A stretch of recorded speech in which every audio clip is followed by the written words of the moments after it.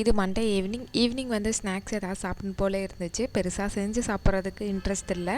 காலையில் செஞ்ச சப்பாத்தி இருந்துச்சு 2 மிச்சமாக. அதை வந்து ரோல் மாதிரி பண்ணி சாப்பிட்லான்னு சொல்லிட்டு முட்டைக்கோஸ், ஆனியன், அதுக்கப்புறமா கேரட் நீளமாக கட் பண்ணி வச்சுட்டேன். ஃபஸ்ட்டு தோசைக்கல்லை ஹீட் பண்ணிவிட்டு சப்பாத்தியை லைட்டாக ஹீட் பண்ணி எடுத்துக்கிட்டேன். ஒரு கடாயில் கொஞ்சமாக எண்ணெய் சேர்த்துட்டு கட் பண்ணி வச்சுருக்க வெஜிடபிள்ஸ் எல்லாம் ஆட் பண்ணிட்டு லைட்டாக வதக்கிக்கலாம். இதோடய வந்து கொஞ்சமாக சால்ட்டு, கொஞ்சம் கரம் மசாலா, அப்புறம் பெப்பர் தூள் இதை மட்டும் போட்டு லைட்டாக கிளறிக்கலாம். கொஞ்சம் கரிச்சுன்னு இருந்தால் தான் நல்லாயிருக்கும். ஆனால் லைட்டாக மட்டும் ஃப்ரை பண்ணி எடுத்துக்கிட்டேன்.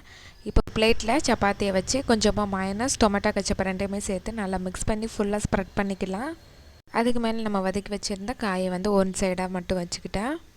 இதுக்கு மேலே கொஞ்சமாக மயோனைஸ், வேணும்னா டொமேட்டோ கெச்சப் சேர்த்துக்கலாம். நான் மயோனைஸ் மட்டும் சேர்த்துட்டு கொஞ்சமாக ரஃபாக கட் பண்ணியிருந்தேன் ஆனியனே சேர்த்து அப்படியே ரோல் பண்ணிக்கிட்டேன். ரோல் பண்ணிட்டு டொமேட்டோ கெச்சப் வச்சு சாப்பிட்டாலே சூப்பராக இருந்துச்சு. நல்ல ஃபில்லிங்காகவும் இருந்தது.